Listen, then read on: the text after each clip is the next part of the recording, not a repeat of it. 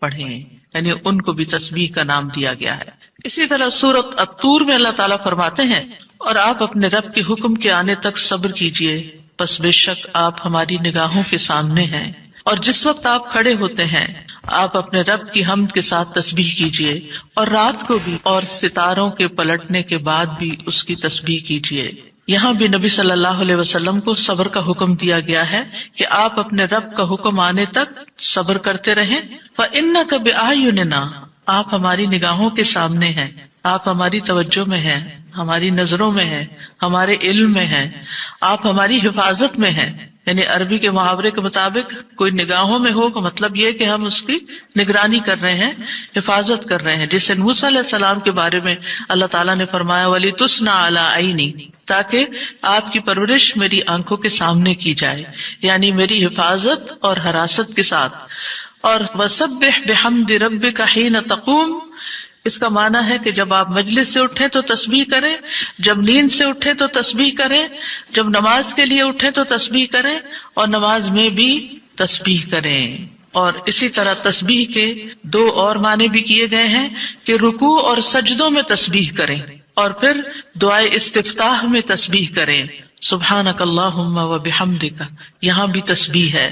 تو آپ دیکھ رہے ہیں کہ ہم دن میں کتنی بار اللہ سبحانہ و تعالیٰ کی تسبیح بیان کرتے ہیں۔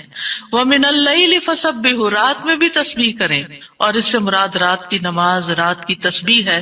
جیسے بیڈ پہ جاتے ہوئے تسبیحات فاطمہ نبی صلی اللہ علیہ وسلم نے حضرت فاطمہ کو سکھائی تھی تاکہ ان کی تھکاوٹ دور ہو جائے۔ نماز کے علاوہ بھی تسبیح کرتے رہنا چاہیے۔ ادبار النجوم کے بھی 3 معنی ہیں۔ ایک معنی کیا گیا ہے فجر سے پہلے کی 2 رکعتیں پڑھنا۔ نبی صلی اللہ علیہ وسلم یہ رکعتیں نہ سفر میں چھوڑتے تھے نہ گھر میں، کبھی بھی آپ نے یہ سنت نماز نہیں چھوڑی۔ اور پھر اسی طرح اس سے مراد فجر کی 2 رکعات بھی لی گئی، اور نماز کے بعد کی تسبیح بھی مراد ہے۔ ان دونوں آیات سے پتہ چلتا ہے کہ نماز کے بعد بھی ذکر کرنے کی اہمیت اور ضرورت ہے، جس سے بہت سے لوگ غافل ہوتے ہیں۔ قرآن مجید میں اللہ تعالیٰ فرماتے ہیں فَإِذَا قَضَيْتُمُ الصَّلَاةَ فَاذْكُرُوا اللَّهَ قِيَامًا وَقُعُودًا وَعَلَىٰ جُنُوبِكُمْ، پھر جب تم نماز پوری کر چکو تو اللہ کو کھڑے، بیٹھے اور اپنے پہلوؤں پر لیٹے ہوئے یاد کرو۔ یعنی بعض اوقات ایسا ہوتا ہے کہ آپ نماز پڑھ لیتے ہیں اور پھر سمجھتے ہیں کہ ہم اللہ کے ذکر سے فارغ ہو گئے اور اب ہم دنیا کے کام میں لگ جائیں۔ ہاں، دنیا کے کام 2-3 طرح سے ہی ہوتے ہیں، یا کھڑے ہو کے کوئی کام ہو رہا تھا، آپ کچن میں چلے جاتے ہیں، کوکنگ کر رہے ہیں، آپ اپنا ذکر جاری رکھیں، یا پھر آپ بیٹھ گئے ہیں اور بیٹھ کے کوئی کام کر رہے ہیں، تسبیح جاری رکھیں، ذکر جاری رکھیں۔ اور اسی طرح اگر آپ لیٹ گئے آرام کرنے کے لیے تو بھی ذکر جاری رکھیں، یعنی ہر حال میں اللہ تعالیٰ کا ذکر کرتے رہیں۔ اسی طرح سورۃ جمعہ میں اللہ تعالیٰ فرماتے ہیں فَإِذَا قُضِيَتِ الصَّلَاةُ فَانتَشِرُوا فِي الْأَرْضِ وَابْتَغُوا مِن فَضْلِ اللَّهِ وَاذْكُرُوا اللَّهَ كَثِيرًا لَعَلَّكُمْ تُفْلِحُونَ، پھر جب نماز پوری کر لی جائے تو زمین میں پھیل جاؤ اور اللہ کے فضل سے تلاش کرو، یعنی اپنے دنیا کا کام کاروبار کرو اور اللہ کو بہت یاد کرو، یعنی اپنے بزنس آورز میں بھی، اپنی جاب پر بھی اللہ کو نہیں بھولنا۔ کیوں؟ لعلکم تفلحون، تاکہ تم فلاح پاؤ، کامیاب ہو جاؤ۔ اسی طرح اللہ سبحانہ تعالیٰ رمضان کے روزے مکمل کرنے کے بعد کس چیز کا حکم دیتے ہیں؟ وَلِتُكْمِلُوا الْعِدَّةَ وَلِتُكَبِّرُوا اللَّهَ عَلَىٰ مَا هَدَاكُمْ وَلَعَلَّكُمْ تَشْكُرُونَ، اور تاکہ تم تعداد پوری کرو، اور تاکہ تم اللہ کی بڑائی بیان کرو، تکبیرات پڑھو، اور اس پر کہ اس نے تم کو ہدایت بخشی، اور تاکہ تم شکر ادا کرو۔ اسی طرح حج کے مناسک ادا کرنے کے بعد بھی ذکر کا حکم ہے فَإِذَا قَضَيْتُم مَّنَاسِكَكُمْ فَاذْكُرُوا اللَّهَ كَذِكْرِكُمْ آبَاءَكُمْ او اشد ذکرا، پھر جب تم اپنے حج کے مناسک پورے کر چکو تو اللہ کو یاد کرو جس طرح اپنے باپ دادا کو یاد کیا کرتے تھے، بلکہ اس سے بھی زیادہ یاد کرنا، یعنی باپ دادا کو یاد کرنے، ماں باپ کو یاد کرنے سے بھی زیادہ اللہ کا ذکر کیا کرو، اللہ سبحانہ تعالیٰ کو زیادہ یاد کیا کرو، کیونکہ انسانوں کی یاد انسانوں کو دکھی کرتی ہے، لیکن اللہ کی یاد دلوں کے اطمینان کا باعث بنتی ہے، دلوں کے اندر سکون کا باعث بنتی ہے۔ الا بذکر اللہ تطمئن القلوب، خبردار اللہ کے ذکر سے دلوں کو اطمینان نصیب ہوتا ہے۔ تو آپ نے دیکھا کہ تمام عبادات کے بعد ذکر کا حکم ہے، تسبیح کا حکم ہے، تکبیر کا حکم ہے۔ اسی طرح نماز کے بعد خاص طور پر یعنی نماز پڑھتے ہی اٹھ نہیں جانا چاہیے، بلکہ وہاں بیٹھ کر بھی اللہ کا ذکر کرنا چاہیے، اور اس میں غفلت نہیں برتنی چاہیے اور سستی نہیں ہونی چاہیے۔ بعض لوگ سلام پھیرتے ہی سنت پڑھنے کے لیے کھڑے ہو جاتے ہیں، جیسے آج کل تراویح میں جلدی ہوتی ہے لوگوں کو، تو بس فرض نماز پڑھی، آیت الکرسی کا بھی ٹائم نہیں ملتا کہ جلدی سے سنت کا ہوتا ہے کہ اگر آیت الکرسی پڑھنے بیٹھ گئے تو سنت رہ جائے گی، امام صاحب تراویح شروع کر دیں گے۔ میں سوچتی ہوں کہ جب گھر سے نکل ہی آئے اللہ کی یاد کے لیے تو کم از کم مسنون مستحب طریقے سے ہی ہم ساری عبادات کریں تاکہ وہ دل کو پھر اطمینان بھی نصیب ہو۔ بہرحال ایک نماز کے بعد فوراً اگلی نہیں شروع کر دینی چاہیے، اس کے بیچ کے وقفے میں اللہ کا ذکر کرنا چاہیے۔ نبی صلی اللہ علیہ وسلم فجر کی نماز کے بعد طلوع آفتاب تک نماز کی جگہ بیٹھے رہتے تھے، اور فجر ارلی شروع کرتے تھے، اندھیرے میں شروع کرتے تھے، اور فجر پڑھنے کے بعد بیٹھے رہتے اور ذکر کرتے رہتے۔ سماک بن حرب کہتے ہیں، میں نے جابر بن سمرہ سے عرض کیا، کیا آپ رسول اللہ صلی اللہ علیہ وسلم کے پاس بیٹھے تھے؟ انہوں نے فرمایا کہ ہاں، بہت زیادہ، میں بہت بیٹھتا رہا ہوں آپ کے پاس۔ آپ اپنی نماز کی جگہ سے کھڑے نہیں ہوتے تھے جس جگہ صبح کی نماز پڑھتے تھے جب تک کہ سورج نہ نکل آتا، پھر جب سورج نکل آتا تو آپ کھڑے ہو جاتے۔ اسی طرح ایک اور روایت میں آتا ہے، نبی صلی اللہ علیہ وسلم جب فجر کی نماز پڑھتے تھے تو اپنی جگہ بیٹھے رہتے یہاں تک کہ سورج خوب اچھی طرح طلوع ہو جاتا، تو پھر اس وقت کیا کرتے تھے؟ اشراق کے نوافل۔ تو اس سے آپ اندازہ لگائیں، کیا ہم میں سے کوئی یہ کہہ سکتا ہے کہ میں رسول اللہ صلی اللہ علیہ وسلم سے زیادہ مصروف انسان ہوں، میں زیادہ بزی ہوں، میرے بہت کام ہے، میرے پاس بیٹھنے کا وقت نہیں ہے؟ نہیں، یہ صرف نفس کا دھوکہ ہوتا ہے۔ نفس ہمیں دھوکہ دیتا ہے کہ دیکھو پہلے تم اٹھے ہو تہجد کے لیے، پھر تم نے پڑھی نماز اور پھر پڑھے اذکار، اور اب تم پھر بیٹھ کے اور انتظار کرو تو اٹھو کچھ اور کام کرو، اچھا میرا وہ کام بھی ہے، میرا وہ کام بھی ہے، اور اس طرح ہم اپنے آپ کو تسلیاں دے کر اپنی جگہ سے اٹھ جاتے ہیں اور ذکر میں کوتاہی کر جاتے ہیں، جبکہ مستحب یہی ہے کہ اسی جگہ بیٹھ کر چاہے آپ تلاوت قرآن کریں، چاہے آپ صبح شام کے اذکار، یہی وقت ہے ان کا سورج نکلنے سے پہلے، اور حفاظت کے لیے جو پڑھتے ہیں وہ انہی اوقات میں پڑھے جاتے ہیں، لہٰذا اس وقت آپ وہ بھی پڑھ سکتے ہیں، آپ تسبیحات کر سکتے ہیں، آپ کوئی بھی اور ذکر، آپ قرآن مجید کا مطالعہ کر سکتے ہیں، تفسیر کی کوئی کتاب پڑھ سکتے ہیں، کوئی تفسیر کا لیکچر سن سکتے ہیں، اپنی تجوید درست کر سکتے ہیں، یعنی کہ کوئی سبق یاد کر سکتے ہیں، یعنی کوئی بھی چیز ذکر کی قسم کی آپ اس وقت میں تسلی کے ساتھ کر سکتے ہیں تاکہ یہ سنت پوری ہو جائے، کیونکہ اس کا اجر و ثواب بہت ہے۔ جو شخص اسی جگہ بیٹھا رہے اور پھر نفل پڑھ کے اشراق کے اٹھے تو اس کو حج عمرے کا ثواب ملتا ہے۔ نبی صلی اللہ علیہ وسلم نے صحابہ کو نماز کے بعد کے اذکار سکھائے۔ ابن تیمیہ رحمہ اللہ کہتے ہیں کہ نبی صلی اللہ علیہ وسلم جب لوگوں کو نماز پڑھاتے تھے تو آپ سلام پھیرنے کے بعد دعا نہیں کرتے تھے، اور نہ صحابہ ایسا کرتے تھے، نہ صبح کی نماز میں، نہ عصر کی نماز میں، نہ دیگر نمازوں میں، بلکہ آپ سے ثابت ہے کہ آپ اپنا چہرہ اصحاب کی طرف کر لیتے، یعنی پلٹ کے واپس بیٹھ جاتے، اللہ کا ذکر کرتے اور ان کو سکھاتے تھے۔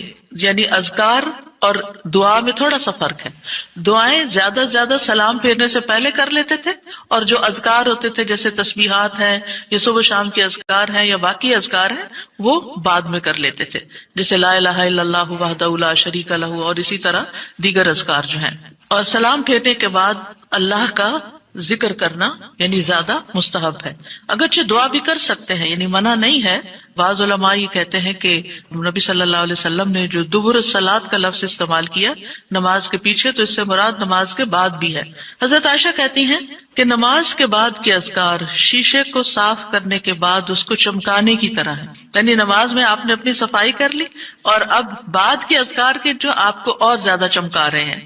نماز نور ہے، یہ دل کو صاف کر دیتی ہے، دل کو روشن کر دیتی ہے، جیسے کہ شیشے کو صاف کیا جاتا ہے، اور نماز کے بعد ذکر کرنا ایسا ہے جیسا کہ شیشے کو چمکایا جاتا ہے۔ فرشتے بھی دعائیں کرتے ہیں۔ رسول اللہ صلی اللہ علیہ وسلم نے فرمایا، جب تک تم اپنے مصلی پر جہاں تم نے نماز پڑھی تھی بیٹھے رہو اور ریاح خارج نہ کرو، گیس پاس نہ کرو، تو فرشتے تم پر برابر درود بھیجتے رہتے ہیں۔ یعنی اگر کوئی شخص فجر کی نماز پڑھ کے اپنے وضو کی حالت میں سورج نکلنے تک بیٹھا رہتا ہے تو آپ اپنے لیے بھی ذکر کر رہے ہیں اور فرشتے بھی آپ کے لیے دعائیں کر رہے ہیں۔ کیا دعا کرتے ہیں؟ اللہم اغفر لہ، اللہم ارحمہ، اے اللہ اس کی مغفرت فرما، اے اللہ اس پر رحم فرما۔ اور یہ اس وقت تک ہوتا رہتا ہے جب تک وہ وضو توڑ کر فرشتوں کو تکلیف نہ پہنچائے. یعنی جب گیس پاس ہوتی ہے اور اس کی اسمیل سے پھر فرشتوں کو تکلیف ہوتی ہے تو فرشتے جو ہیں وہ پیاز کی اسمیل اور لہسن کی اور جسم سے نکلنے والے، اگر پسینہ بہت آ رہا ہے اور کپڑے نہیں آپ تبدیل کرتے، رات کے کپڑوں میں اٹھ کے نماز شروع کر دیتے ہیں اور وہ اسمیلی کپڑے ہوتے ہیں، تو اس سے فرشتے آپ سے دور رہتے ہیں. اور اسی طرح اگر یعنی خوراک میں کوئی ایسی چیز ہے کہ آپ کی گیس میں بہت اسمیل ہے تو یہ چیز بھی فرشتوں کو تکلیف دیتی ہے اگر آپ مصلی پر بیٹھے ہیں یا آپ ذکر کی حالت میں ہیں. پھر اس وقت ذکر کرنا جو ہے اولاد اسماعیل سے غلام آزاد کرنے سے افضل عمل ہے، خاص طور پر اگر ہم لا الہ الا اللہ وحدہ لا شریک لہ والی تسبیح پڑھتے ہیں. ابو امامہ سے مروی ہے رسول اللہ صلی اللہ علیہ وسلم نے فرمایا، سورج طلوع ہونے تک میں بیٹھ کر اللہ تعالیٰ کا ذکر کروں، اس کی بڑائی، اس کی حمد و تسبیح اور تحلیل کروں، یہ مجھے اولاد اسماعیل میں سے 2 غلام آزاد کرنے سے زیادہ محبوب ہے. یعنی اس وقت کا ذکر ایسا ہے جیسے آپ نے اتنا بڑا صدقہ بھی کر دیا. اسی طرح عصر کے بعد سورج غروب ہونے تک ذکر کرنا مجھے اولاد اسماعیل میں سے 4 غلام آزاد کرنے سے زیادہ محبوب ہے. یعنی عصر پڑھ کر بھی آپ مغرب تک ذکر کر سکتے ہیں. اگر عام دنوں میں نہیں تو آپ جمعے کے دن تو کر ہی سکتے ہیں کیونکہ اس دن دعائیں قبول ہوتی ہیں. لیکن عموماً ہم اپنی غفلت اور سستی کی وجہ سے کوئی اور کام شروع کر دیتے ہیں اور ہم ان قیمتی اوقات کی قدر نہیں کرتے، ہماری پرائرٹیز نہیں ہوتی. یعنی انسان کو جب پتہ چلتا ہے کہ یہ بزنس کا پیک آور ہے تو وہ کیا کرتا ہے؟ اس وقت کہیں اور سیر کو چلا جاتا ہے؟ نہیں، اس وقت وہ سارے کام چھوڑ کر اس کام کی طرف متوجہ ہو جاتا ہے جو اس کو سب سے زیادہ فائدہ دینے والا ہے. تو اسی طرح بعض سلف صالحین کہتے ہیں کہ ہم نے جمعے کے دن عصر کے بعد مغرب تک جو دعا کی ہماری قبول ہوئی. یعنی یہ قبولیت دعا کا خاص وقت ہوتا ہے. جیسے صبح کا وقت بکرتن نماز فجر سے لے کر سورج نکلنے تک کا ہے، بڑا ہی قیمتی وقت ہے ذکر اذکار کے لیے. اسی طرح عصر کی نماز سے لے کر مغرب تک کا وقت بھی بڑا ہی قیمتی ہے. تو اس میں آپ دیکھیے خصوصاً آج کل آپ روزے سے ہیں، روزہ دار کی بھی دعا قبول ہوتی ہے. اور اس میں بھی امت کے نیک لوگوں کا طریقہ یہی رہا ہے کہ وہ روزہ کھلنے سے پہلے سارے کام چھوڑ دیتے تھے اور ذکر اذکار میں مصروف ہو جاتے تھے، دعائیں کرنے میں مصروف ہو جاتے تھے. تو آپ بھی اپنے لیے کچھ پلان اس طرح کریں کہ جمعے کا دن اور ہم کم از کم رمضان کا مہینہ عصر کا وقت جو ہے اس سے پہلے اپنے کام ختم کر کے مصلی پہ بیٹھے یا کرسی پہ بیٹھے یا لیٹنا چاہتے تو لیٹ جائیں، کیونکہ پہلی آیت یہی بتائی گئی تھی نا کہ آپ کھڑے یا بیٹھے یا لیٹے ہر حال میں اللہ کا ذکر کر سکتے ہیں. الذین یذکرون اللہ قیاما وقعودا وعلی جنوبہم، وہ جو اللہ کا ذکر کرتے ہیں کھڑے، بیٹھے اور لیٹے، جس بھی پوزیشن میں آپ کرنا چاہیں آپ ذکر کر سکتے ہیں. اور اس میں تسبیح کیجئے، حمد و ثنا کیجئے اللہ تعالیٰ کی اور دعائیں مانگیے. اور الحمدللہ ہمارے پاس کتابوں کی شکل میں دعاؤں کا اتنا پیارا ذخیرہ ہے جو مسنون اوتھینٹک دعائیں قرآن و سنت سے ہم نے جمع کی ہیں.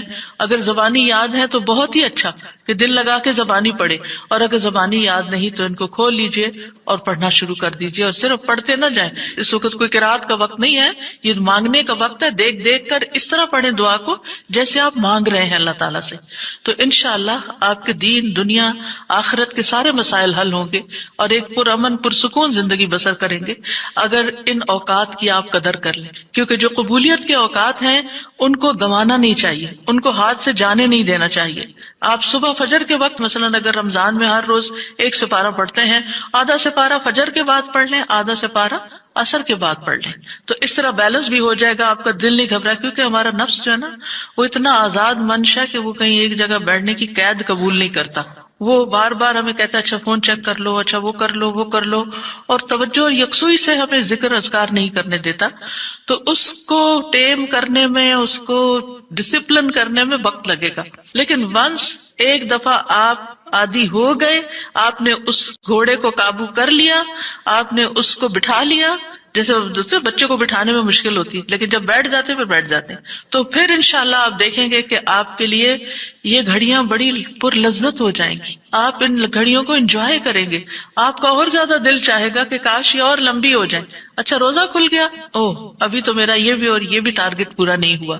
پھر اسی طرح یہ ہے کہ رسول اللہ صلی اللہ علیہ وسلم نے فرمایا، جو شخص فجر کی نماز جماعت کے ساتھ پڑھنے کے بعد بیٹھ کر اللہ کا ذکر کرتا رہے یہاں تک کہ سورج نکل آئے، پھر 2 رکعتیں پڑھے، اس کے لیے 1 حج اور عمرے کا ثواب ہے۔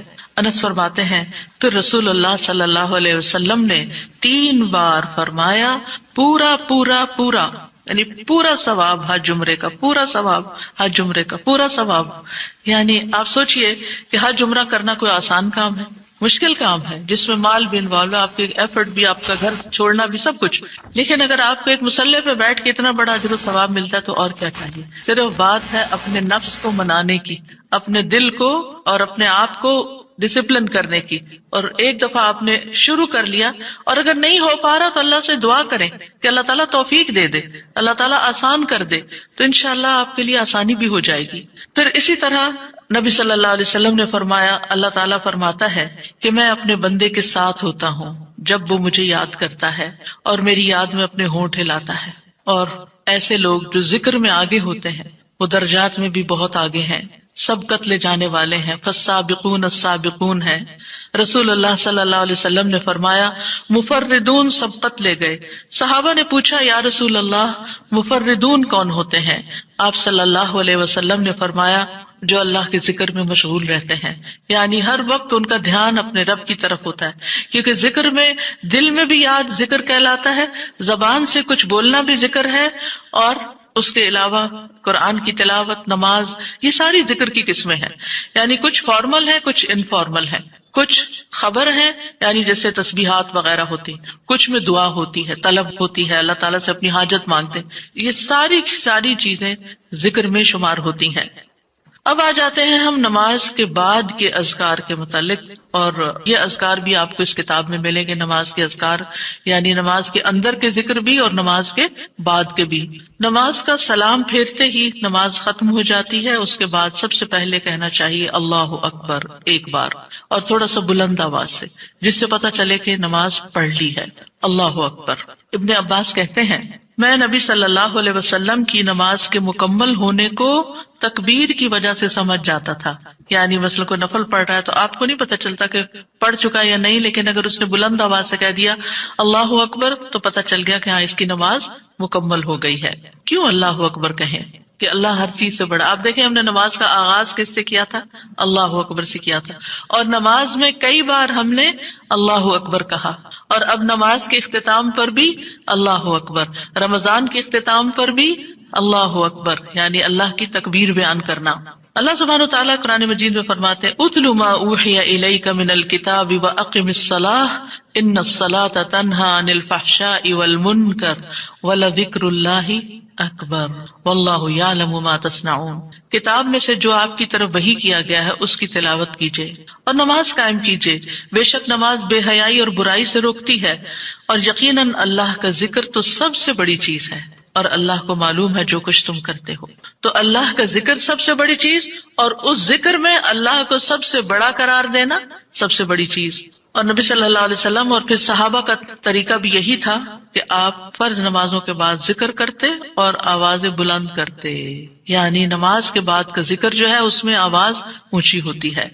ابن عباس اس بات سے معلوم کر لیتے کہ لوگوں نے سلام پھیر لیا ہے کیونکہ وہ ان کے ذکر کی آواز سنتے تھے، یعنی مطلب یہ ہے کہ نماز کے بعد اللہ اکبر بھی اونچی آواز میں، استغفر اللہ استغفر اللہ استغفر اللہ یہ بھی ذرا اونچی آواز میں، یعنی ایک ہوتا ہے سری ذکر یعنی دل ہی دل میں پکارنا، اور ایک ہوتا ہے جاہری جس میں یہ ذکر جو نماز کے بعد ہوتا ہے اس کو تھوڑا اونچی آواز میں کرنا چاہیے، اور جس طرح وتر ختم ہونے کے بعد سبحان الملک القدوس سبحان الملک القدوس سبحان الملک القدوس ذرا اونچی آواز میں کہنا چاہیے۔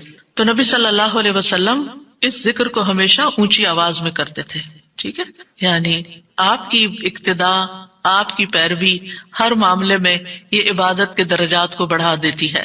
اور اس میں ہم یہ بھی دیکھتے ہیں کہ صحابہ کرام جو تھے وہ نبی صلی اللہ علیہ وسلم کی صرف سنت کو نہیں سیرت کو بھی آگے بیان کرتے تھے کہ آپ نے کوئی کام کیا اور کس طریقے سے کیا، مثلا ذکر کیا اور کس طرح کیا، بلند آواز سے کیا یا آہستہ آواز سے کیا، بیٹھ کر کیا یا کھڑے ہو کر کیا۔ اور پھر آپ دیکھیے کہ نماز کے بعد اذکار جو ہیں وہ زیادہ پسندیدہ ہیں، یعنی دعاؤں کی نسبت زیادہ اذکار، ٹھیک ہے. اور پھر اسی طرح آپ دیکھیے کہ دوسرا ذکر جو آپ کریں گے وہ ہے استغفر اللہ 3 بار. استغفر اللہ استغفر اللہ. ثوبان کہتے ہیں رسول اللہ صلی اللہ علیہ وسلم جب اپنی نماز سے فارغ ہوتے تھے تو 3 مرتبہ استغفار فرماتے تھے، 3 بار استغفار کرتے. ولید کہتے ہیں میں نے اوزاعی سے پوچھا آپ استغفار کس طرح فرمایا کرتے تھے؟ تو انہوں نے کہا آپ فرماتے تھے استغفر اللہ استغفر اللہ. اب نماز پڑھ لی ہے، استغفر اللہ کیوں؟ اس لیے کہ ہم تو نماز کا حق بھی ادا نہیں کرتے. ہمارا دھیان کہاں سے کہاں چلا جاتا ہے، ہم کئی دفعہ بھول جاتے ہیں، ہمیں سجدہ سہو کرنا تک یاد نہیں رہتا، ہمیں کچھ پتہ نہیں ہوتا ہم نے کون سی سورت پڑھی، کیا تلاوت کی. ہو سکتا ہے تلاوت میں کوئی غلطی کر دیں، ہو سکتا ہے کہ تسبیح کی جگہ کچھ اور پڑھ دیں بھول چوک کے. تو ہم نماز کے اندر بھی بہت کچھ غلط کرتے رہتے ہیں جانے انجانے. اور خاص طور پر جن لوگوں نے اپنی نماز کے پروننسیشن کی اصلاح نہیں کی وہ تو کچھ سے کچھ پڑھتے رہتے ہیں بعض اوقات.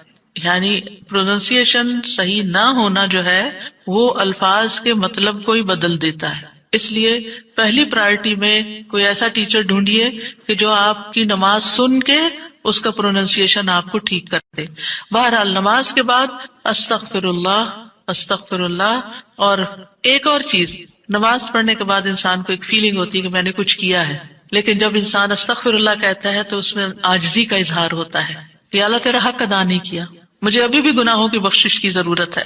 اور آپ دیکھیے کہ یہ الفاظ نبی صلی اللہ علیہ وسلم ادا کرتے تھے جن کے اگلے پچھلے سارے گناہ معاف کر دیے گئے تھے.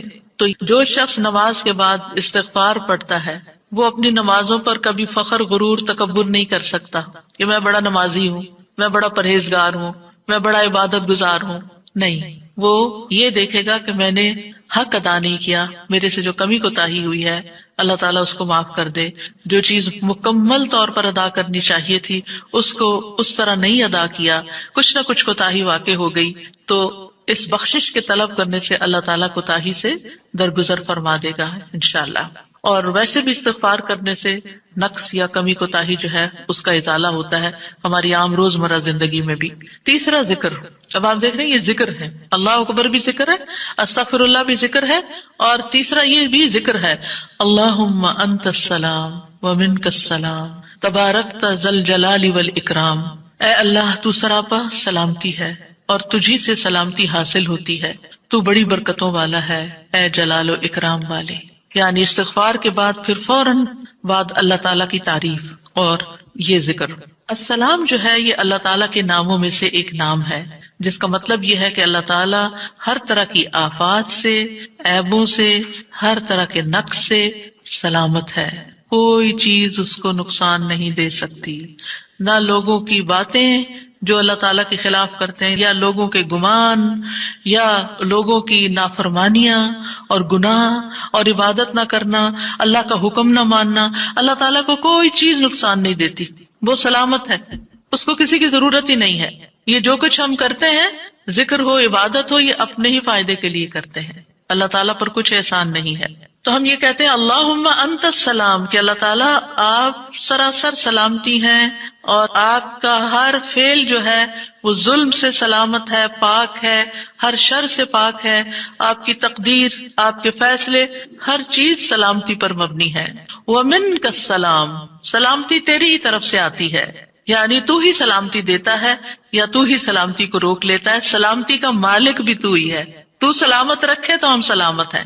تو یہ تعلق اللہ تعالیٰ سے انسان اپنا ظاہر کرتا ہے کہ انسان اپنے رب کے بارے میں کیا سمجھتا ہے.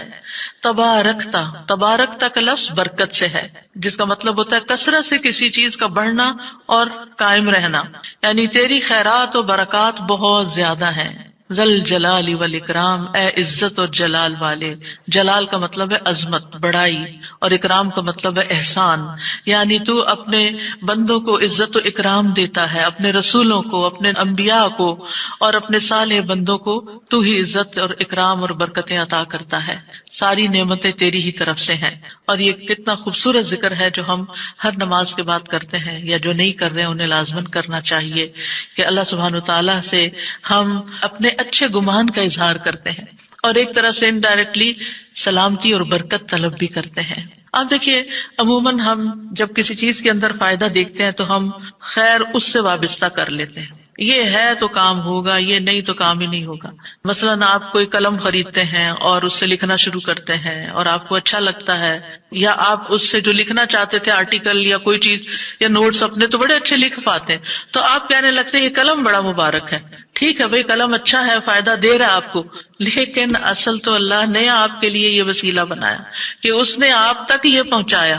تو اصل برکت اور خیر اور سلامتی کا منبع اللہ رب العزت کی ذات ہے۔ چیزوں کے ساتھ مت چمٹ جائیے اور ان پر اتنے ڈیپینڈنٹ نہ ہو جائیں کہ اللہ کو بھول جائیں اور اللہ تعالیٰ کی نعمت اور اللہ تعالیٰ کا احسان یاد نہ کریں۔ تو اس لیے ہر نماز کے بعد ہم اس بات کا اقرار کرتے ہیں کہ ساری برکتیں تیری ذات سے ہیں یا رب، ساری سلامتی تیری طرف سے ہے یا رب، عزت اور اکرام تیری ہی طرف سے ہے یا رب، تو ہی جس کو چاہے اس پر احسان فرماتا ہے، لہٰذا ہم یہ سب کچھ تجھ سے ہی طلب کرتے ہیں۔ پھر آپ دیکھیے چوتھا ذکر ہے لا الہ الا اللہ وحدہ لا شریک لہ لہ الملک و لہ الحمد وہو علی کل شیء قدیر۔ یہ بھی آپ 3 بار پڑھ سکتے ہیں، یہ بھی ذکر ہے، یعنی 3 مرتبہ اللہ تعالی کی توحید کا اقرار۔ مغیرہ بن شعبہ جو وحی کے کاتب تھے ان سے مروی ہے کہ معاویہ رضی اللہ عنہ نے مغیرہ کو لکھا کہ کوئی حدیث جو آپ نے رسول اللہ صلی اللہ علیہ وسلم سے سنی ہو وہ مجھے لکھ کر بھیجیں۔ راوی کہتے ہیں کہ مغیرہ رضی اللہ عنہ نے انہیں لکھا کہ میں نے آپ صلی اللہ علیہ وسلم سے سنا ہے آپ اپنی نماز سے فارغ ہونے کے بعد 3 مرتبہ یہ پڑھا کرتے تھے لا الہ الا اللہ وحدہ لا شریک لہ لہ الملک و لہ الحمد وہو علی کل شیء قدیر۔ سب سے پہلے توحید کا اقرار کہ اللہ ایک ہے، وہی الہ ہے، وہی خالق ہے، مالک ہے، رب ہے، معبود ہے۔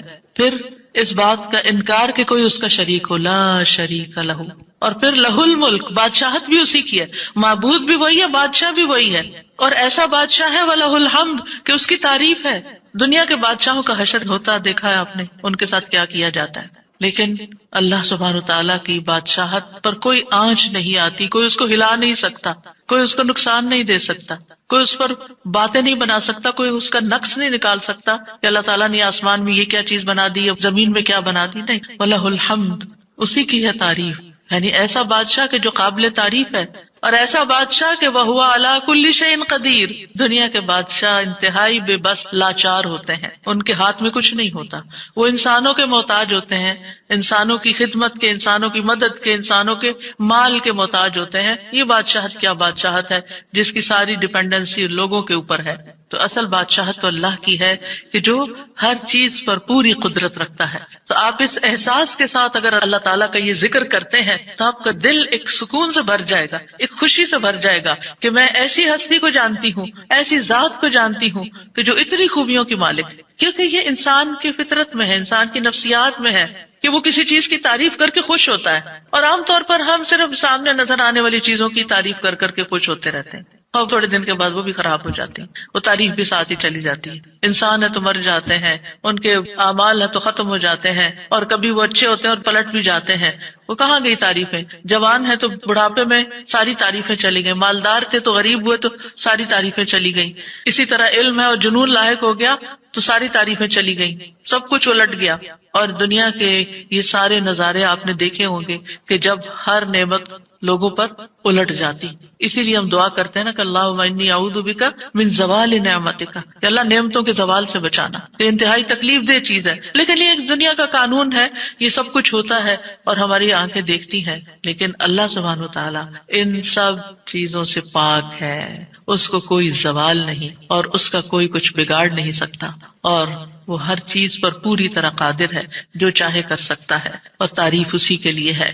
5واں ذکر لا الہ الا اللہ وحدہ لا شریک لہ لہ الملک و لہ الحمد وہو علی کل شیء قدیر اللہم لا مانع لما اعطیت ولا معطی لما منعت ولا ينفع ذا الجد منک الجد۔ اللہ کے سوا کوئی الہ نہیں، وہ اکیلا ہے، اس کا کوئی شریک نہیں، بادشاہت اسی کی ہے اور تمام تعریف اسی کے لیے ہے، اور وہ ہر چیز پر پوری طرح قدرت رکھنے والا ہے۔ اے اللہ، جو کچھ تو نے دیا ہے اسے کوئی روکنے والا نہیں، اور جو کچھ تو نے روک دیا اسے کوئی دینے والا نہیں، اور کسی مالدار کو تیری بارگاہ میں اس کا مال نفع نہیں پہنچا سکتا۔ ابتدا میں تو وہی اللہ کی توحید بیان ہوئی، اس کی بادشاہت اور اس کی حمد کا ذکر ہے اور اس کی قدرت کا ذکر ہے، اور اس کے بعد کہ جو اللہ نے دیا، جو وہ دینا چاہتا ہے اسے کوئی روک نہیں سکتا۔ یہاں بھی آپ دیکھیں، مانگ کچھ نہیں رہی، یہ ذکر ہے، یہ دعا نہیں، یہ کیا ہے؟ ذکر ہے۔ اور جو کچھ تو نے روک دیا کوئی دے ہی نہیں سکتا، اور سارے ہی مالدار فقیر ہیں، اور خاص طور پر تیرے